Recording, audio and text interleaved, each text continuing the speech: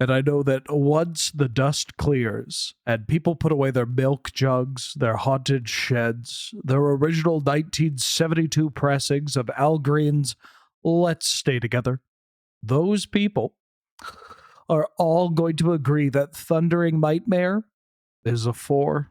Oh, yes, Wheeler, you nailed it.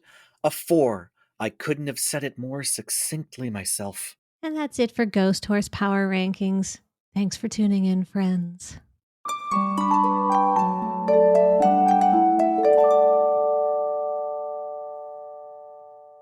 Oh, hey, Nelson, can I get back that Lion's Eye diamond I lent you? I got a brew I want to try out for Highlander. Oh, I thought I already gave that back. I'll check my house just to be sure. Later.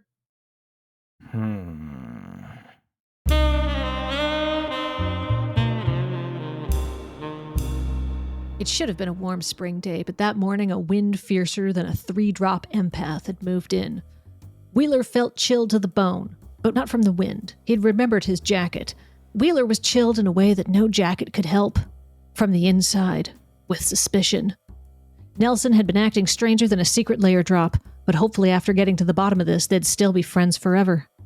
Questions swirled in his mind like a commander table trying to resolve Scrambleverse under a knowledge pool. Wheeler needed answers, and to get answers, he'd need to talk to Nelson.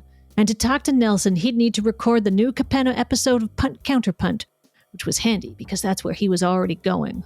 Sorry I'm late. There was a terrible headwind. We were just about to start. You go first. It's no secret that Mysterious Limousine is a heck of a vehicle. It attacks, it blinks your own creatures, it creates a revolving door of value. It also attacks. That's a pretty good sign of a powerful artifact, wouldn't you say, Nelson? You know what's the sign of a powerful artifact, Ben? When an entire series of other cards is spawned off of just the name and refers to this one iconic card from Alpha Beta Unlimited, and that's Juggernaut. We've seen some other copycats over the years, but the original still strikes fast and hard, hitting you in the face for 5 points of damage a turn, and even reminding you to attack. Ask not what your vehicle can do for your creatures, Nelson. Ask what your creatures can do for your vehicle, which in this case is drawing a card, returning your creature back to your hand, uncovering something from your deck that may be currently hidden. Wheeler, I'm surprised you're not arguing for Juggernaut yourself, because Juggernaut keeps attacking and doesn't know when to leave well enough alone. Also, what if you don't have creatures to crew your limousine? I think you'll be taking 5 damage a turn, and this game will be over. I'm out of here. I got some better things to do. Nelson had turned out to be more stubborn than a lantern player after time's been called in the round, and Wheeler felt like a bird eating a bolt. He was under the heat. He needed evidence to pin Nelson to the crime and a win to patch up his ego. Luckily, there was one place where he could get both. The Yellow Jacket. Going inside the Yellow Jacket was like stepping into the mouth of a Gur-Mag angler. The place stank of booster wrappers, greasy sleeves, and the crushed dreams of 1,001 land keeps. In the distance, fans hummed, not so much cooling the air as forcing everyone to smell it equally. Despite the fact that it was grimier than a manaless dredge list, the joint was packed and everyone was up to something.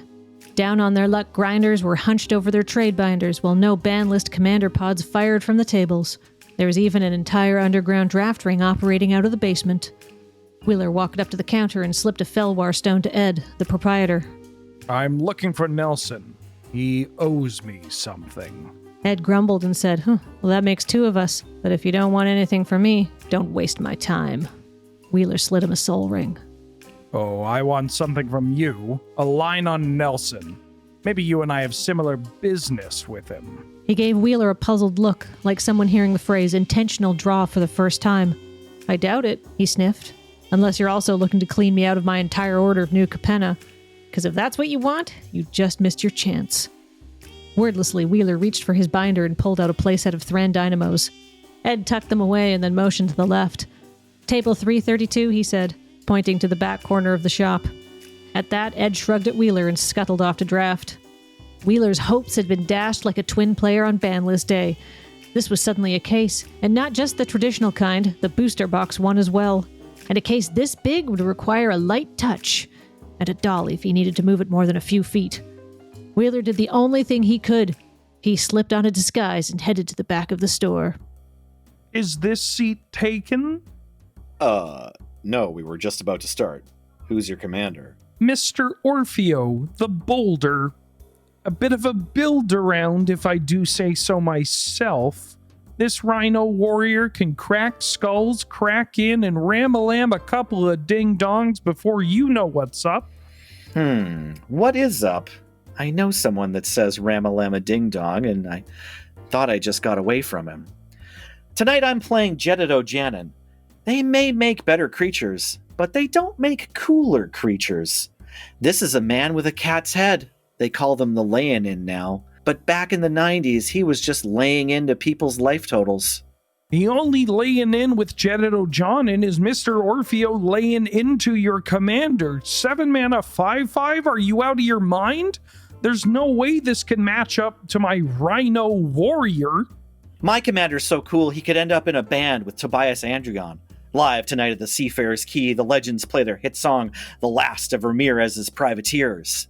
I don't know if we've got time for your builder, boulder, bold around, whatever it is. And why are you wearing those glasses? Are you freaking kidding me?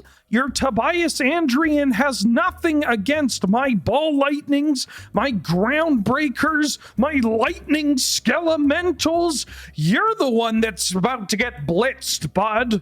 Ball lightnings and groundbreakers with a recurring berserk effect on your commander? That is quite the strategy, Wheeler. Well done. Hey, Pauper Legends commander table. Who's the biggest threat? Well, I mean, it's clearly the Lady Orca player. She's been running this table since turn 3. Nelson's logic was slipperier than a bogle playing boggle, and with Wheeler distracted, he escaped, speeding off quicker than a control player trying to hit the bathroom before the next round starts. Wheeler knew he had to make tracks, so after finishing the commander game, 2 quick drafts, and a long and acrimonious discussion about old bordered cards, he left, hot on Nelson's trail. Outside, the sun had quit, but the wind hadn't, and the night was as cold as a Keljorn outpost. There's only one place Nelson would be on a night like this, at home, taking micronaps while streaming. Wheeler let himself in as he always did when an episode was in danger of running long. Ding dong, Nelson. I'm in your house. He was then immediately set upon by dogs, as an additional time-saving courtesy. Oh, hello again, Wheeler. I see you've met Phyrexian Metamorph, Sculpting Steel, and my personal favorite, Watchdog. You see, back in the day, creatures didn't need to have amazing stats as long as they stopped your opponent in their tracks. This one even says it blocks. Unfortunately, whatever you've brought to this little debate will have its power shrank by at least 1.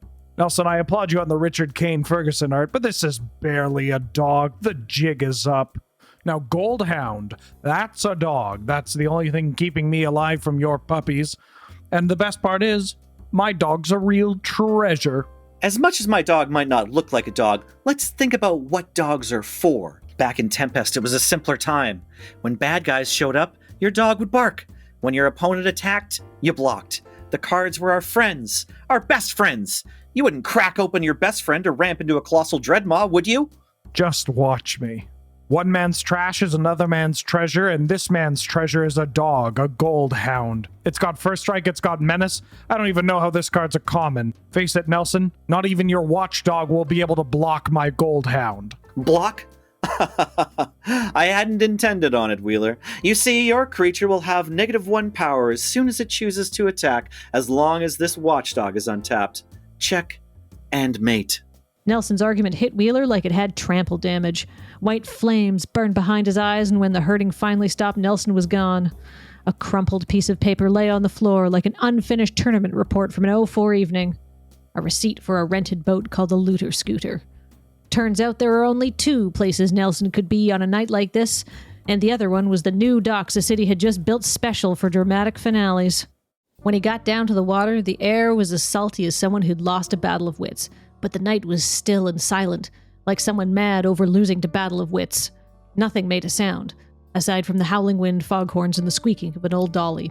In the water, sewer crocodiles circled foreshadowingly. The jig is up, Nelson. You're too late, Wheeler. I'm gonna stop this set in its tracks, like a creature suddenly blocked by a cycled Shark Typhoon token. Ah, I see the truth. No, that card was only printed in M21. This is a case of new Capenna. Wheeler felt like a control player facing down 2 goblin guides. He needed to build a board of his own. Come on, Nelson. Even you've got to admit these new cards are pretty cool. Look at Rabble Rousing. It makes tokens. You like tokens, don't you? You know as well as anyone that I love tokens, and I've already got lots of great ways to make tokens. Like with Goblin Rabblemaster. I really appreciate making 1 token a turn, and then sometimes attacking with the Rabblemaster and getting pumped. Yes, exactly. You like having a lot of tokens and pumping your creatures. Maybe you could have a card from the Hideaway to pump your creatures, a Glorious Anthem, for instance. I've already got ways to pump all my creatures, like with Rabble Rouser. I don't need Rabble Rousing. Rabble Rousing's half the Rabble Rousing the Rabble Rouser is.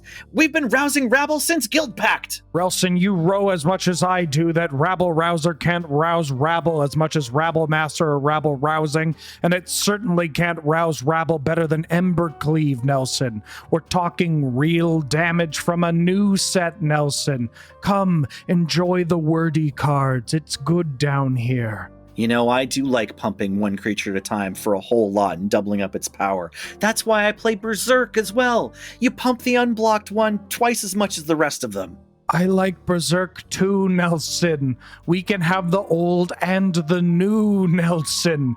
And what if we, say, wanted to always have our Berserk? We could cast, I don't know, a Demonic Tutor, Nelson. Wait a second, if you're casting Demonic Tutor, I want to hold priority and sacrifice my Lion's Eye Diamond. That's my LED. Ugh! And just like that, it was over. The case fell from his hands and Nelson hit the floor like a freshly sleeved commander deck. It doesn't have to end like this, Nelson. That's what I like about you, Wheeler. You're optimistic. You think this draft is going to turn around in Pack 3, but I can't take it anymore! These 45-minute judge calls are killing me! Do you know how busy I am? The only time I have to sleep is while my salty opponent ropes me out.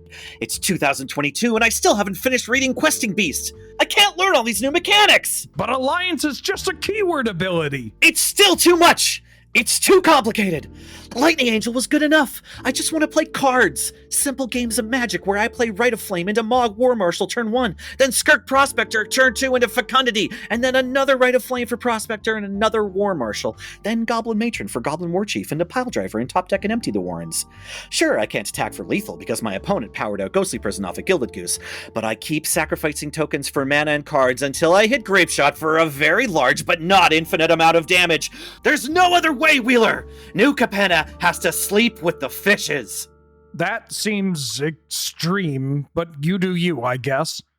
Quick question, though. Before you go, can I get my Lion's Eye Diamond back? You're kind of flailing a lot. Oh my gosh, I'm so sorry. I left it with my tokens. That's on me, dog. And if I can't live my simple life, nobody can!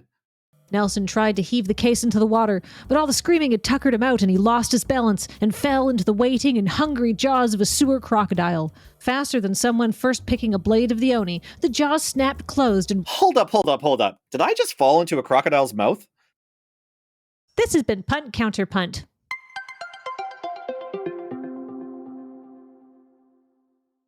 Wait, am I dead in the show now? Is my death canon?